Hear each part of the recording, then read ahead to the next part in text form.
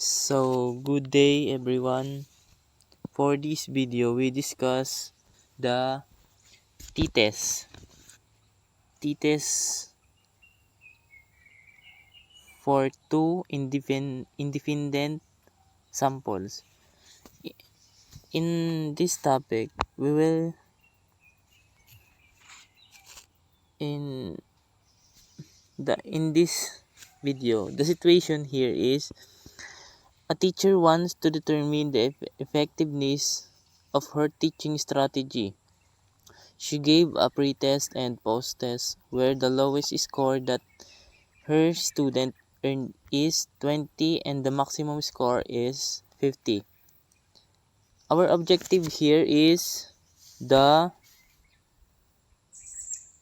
in is this the number one objectives.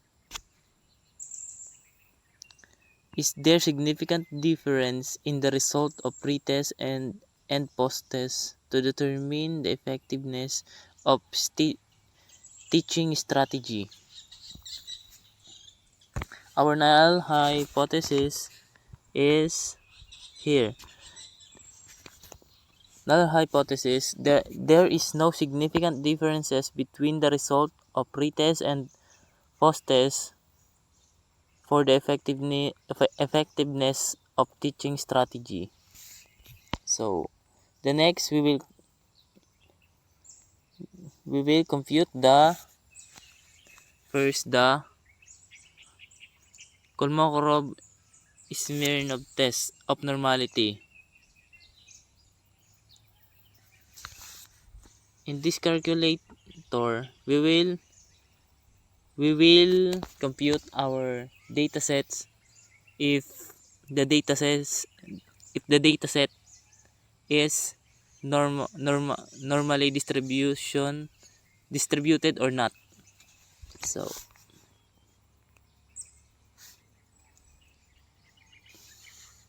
copy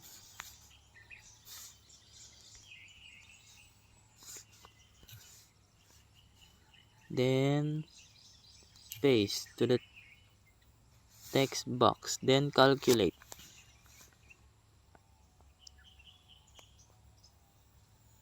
The result is the p-value is 0.67754. That means the data does not differ significantly from that which is normal distributed. Then the second datasets, copy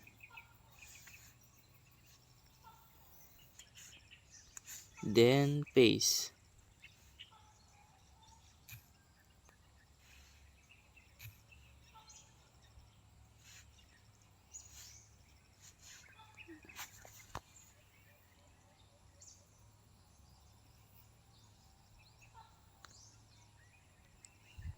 The result is the p-value is 0.0001. This provides very good evidence that the data is not normally distributed.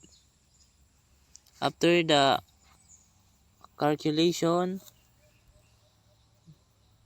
in Kolmogorov, we will go back to the calculators. We'll proceed to the t-test calculator for two independent means.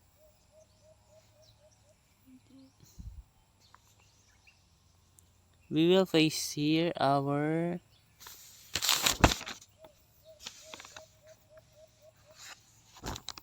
datasets, the pre-test datasets and the post-test.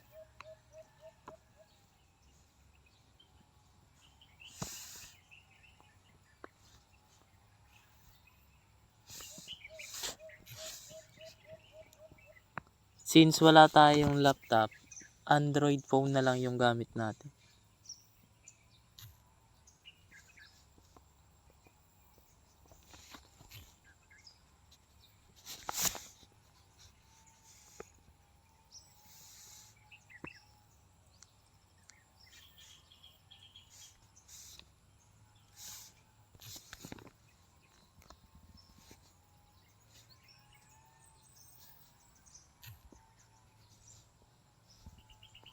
Our significance level is always 0.05.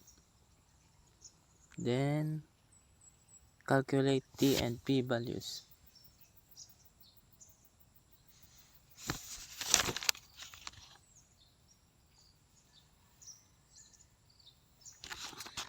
The treatment number 1, the result of treatment number 1 is here,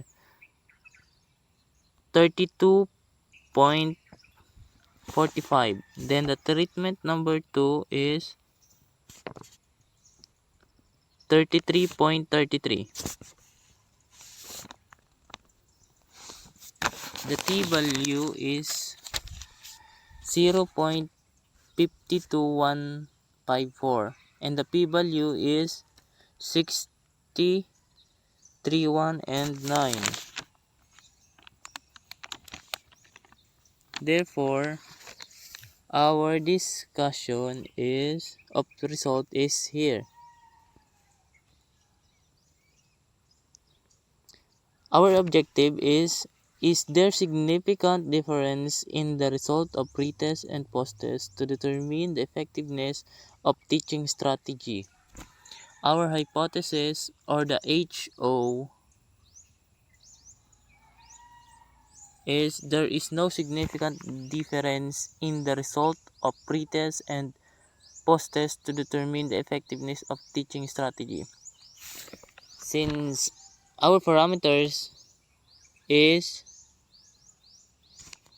always significant level 0.05, the result of the mean in pretest is 32.45 and the treatment number 2, the result is 33.33.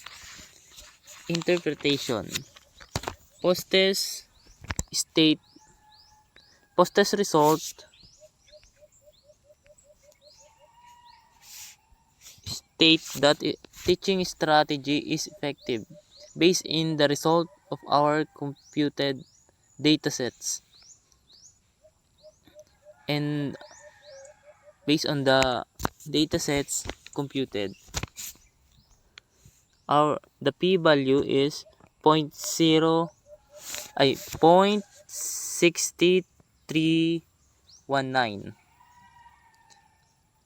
The interpretation of this, since computed P value is greater than 0.05, therefore null hypothesis will be accepted. So this is the result of computed datasets.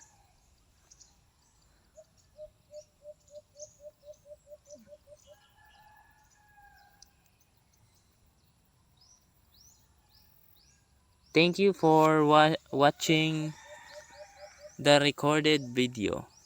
Thank you, everyone.